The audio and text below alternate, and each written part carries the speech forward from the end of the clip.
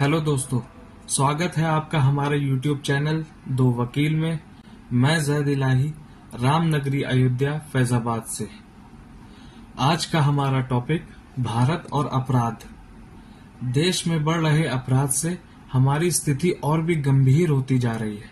ऐसा महसूस होता है कि हमारा भारतीय समाज में नैतिकता व जीवन के मूल्यों की कमी हो गई है और इस पर काम करना बंद कर दिया गया है।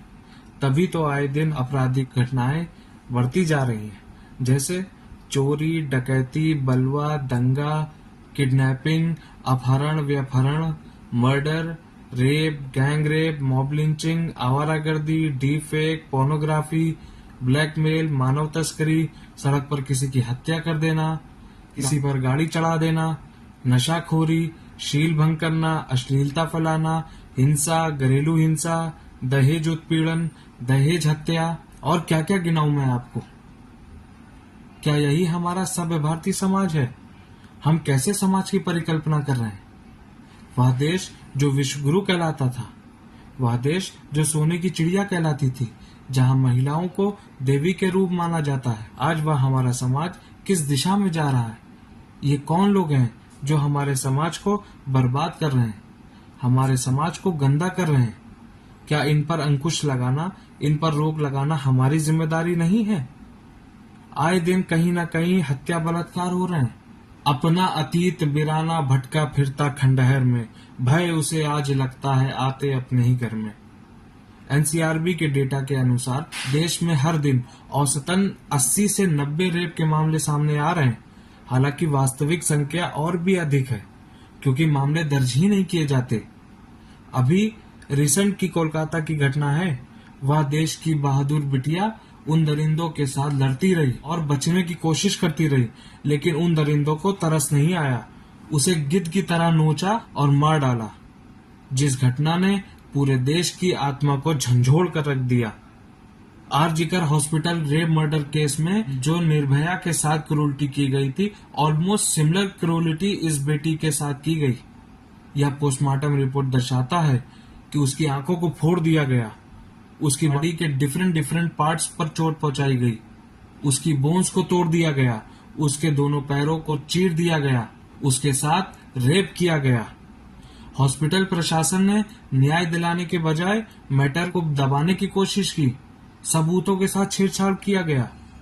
इतनी गंभीर स्थिति में कंस्ट्रक्शन स्टार्ट करवाया गया जिससे एविडेंस को मिटाया जा सके। और जो आरोपी है संजय राय, उसकी बेल का मामला सामने आया तो सीबीआई का कोई भी अधिकारी उस अदालत में मौजूद नहीं था। क्या सीबीआई जो बलात्कार और हत्या के मामले को इतनी गंभीरता से लेता है कि आरोपी का बेल का मामला आता है और वह लोग मौजूद ही नहीं होते? उत्तराखंड में जो 33 साल की नर्स जो अपनी बच्ची के साथ रहती थी, उसके साथ पहले रेप किया गया और फिर उसकी हत्या कर दी जाती है। यूपी में एक एम्बुलेंस के अंदर एक औरत के साथ बलात्कार करने की कोशिश की जाती है और जब वह विरोध करती है, मना करती है, तो उसे एम्बुलेंस से उतार दिया जाता है, जिसका रिजल्ट उसके पति की मौत होती है। बिहार में एक मासूम के साथ सामूहिक दुष्कर्म किया जाता है, उसके स्तन काट दिए जाते हैं और फिर उसकी हत्या कर दी जाती है। हर गुजरते दिन के साथ हमारा यह समाज महिलाओं के लिए नर्क में बदलता जा रहा है, जबकि कुछ पॉलिटिकल पार्टीज देश की महिलाओं के खिलाफ रेप को एक राजनीतिक हथियार के रूप में यूज कर रहे हैं और अपना भय का राज कायम कर रहे हैं। अपराध का राजनीतिकरण किया जा रहा है। अरमानों के ईंधन में ध्वंसक ज्वाला सुलगाकर कितनों ने खेल किया है यौवन की चिता जलाकर। हमें अपने राजनीतिक पार्टियों से, राजनीतिक दल, अपने नेताओं को, जिनको हम वोट देते हैं, अपना पावर देते हैं, देश को चलाने के लिए उन पर दबाव बनाना पड़ेगा। उनसे पूछना पड़ेगा कि ये कैसा दोहरा मापदंड है। हेट क्राइम बढ़ता चला जा रहा है। इतनी नफरत लोगों में भर दी गई है कि किसी को धर्म के आधार पर, किसी को जाति के आधार पर टारगेट किया जा रहा है, हत्या कर दी जाती है, जबरन धार्मिक नारेबाजी लगवाई जाती है, खुले आम धमकियां दी जाती है, भड़काऊ भाषण दिए जाते हैं, नारेबाजी की जाती है, मॉब लिंचिंग होती है, दंगे कराए जाते हैं। भाषाई और क्षेत्रीय आधार पर भी नफरत फैलाई जाती है। यूपी और बिहार के लोगों को महाराष्ट्र से निकाला जाता है, भगाया जाता है कि बिहारी और भैया को यहाँ नहीं रहने देंगे। क्या बिहारी और भैया लोगों का यह देश नहीं है? क्या महाराष्ट्र देश से बाहर है या क्या है? नफरती क्षेत्रीय राजनीति है जो इंसान को इंसान नहीं समझती। Global crime index mid year 2024 में भारत का स्थान 81 नंबर पर है, जबकि हमारे पड़ोसी नेपाल, पाकिस्तान, श्रीलंका की स्थिति हमसे बेहतर है। एनसीआरबी 2022 के डेटा के अनुसार भारत में हर दिन 78 हत्याएं हो रही हैं। हर एक घंटे में 3 से अधिक हत्याएं हो रही हैं। अभी यूपी की रिसेंट की घटना देख लीजिए।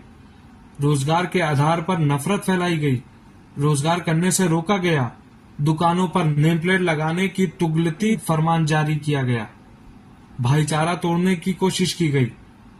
जब सुप्रीम कोर्ट ने इसमें हस्तक्षेप किया तो वहां की प्रशासन पीछे हटी।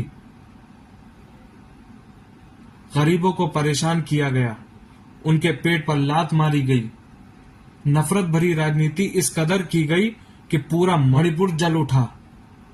मजलूमों को मारा गया, बच्चों और महिलाओं की हत्या की गई, उनके साथ रेप किया गया, उनके घरों को लूट लिया गया, घरों में आग लगा दी गई, महिलाओं को नंगा करके घुमाया गया, उनके साथ अश्लीलता की गई। यहाँ तक कि भारतीय जवान जो सीमा पर तैनात हैं, देश की सेवा में थे, उनकी महिलाओं को टारगेट किया गया। बच्चे अनाथ हो गए, महिलाएं बेवा हो गईं। और दूसरा उदाहरण मेघालय का ले लीजिए, वह भी राजनीति का भेंट चढ़ गया। वहां पर भी खूब अराजकता फैलाई गई। अभी रिसेंट में महाराष्ट्र में धुले एक्सप्रेस ट्रेन में एक बुजुर्ग मुस्लिम व्यक्ति को टारगेट किया गया। यह व्यक्ति अशरफ अली सैयद हुसैन अपनी बेटी से मिलने जा रहा था। कुछ तथाकथित गौरक्षकों व दंगाइयों ने शंका के आधार पर उस असहाय बूढ़े व्यक्ति को पीट पीट कर अधमरा कर दिया। वह चिल्लाता रहा, लेकिन इन राक्षसों को तरस नहीं आया। इन अपराधियों ने बूढ़े व्यक्ति का सामान लूट लिया, मोबाइल छीन लिया, पैसे छीन लिए और धमकी दी, पुलिस में शिकायत करोगे तो मार देंगे। उन अपराधियों में से एक पुलिस में भर्ती होने वाला था। अब ऐसे लोग पुलिस में भर्ती हुए तो लोग क्या करेंगे? देश को कहां ले जाएंगे? आप खुद समझ सकते हैं। यही तथाकथित गौरक्षकों ने आर्यन मिश्रा को गोली मारकर हत्या कर दी। ये रक्षक है या फिर राक्षस हैं? और फिर इन सभी घटनाओं पर राजनीति की जाती है। क्या सच में उनकी और उनके परिवार की चीख हमारे नेताओं को सुनाई पड़ती है? आप जागरूक रहें, जागरूक मतदाता बने, एक अच्छे लीडर को चुनें जो आपका साथ दे सके। नफरत और अफवाहों से दूर रहें, उनका हिस्सा ना बने। आपस में प्रेम फैलाएं। कोई नई जगह जाए तो घर पर किसी सदस्य को बताकर जाएं। Darkness is everywhere, you have to put your life safe.